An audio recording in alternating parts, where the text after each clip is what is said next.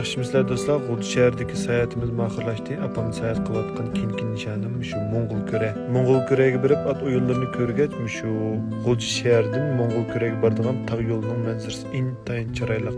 Yol boyu yapışılıqqa tolğan yaylaqlar hem heybetlik tağlar, onundan başqa yılandek ketken çeksiz tağ bağırdaki yollar sizni intayın huzurlandırdı. Mana bu olmaq heç qanday g'amsiz holatdan səyahətdən eng bek yaxshi huzurlarni ilotidu.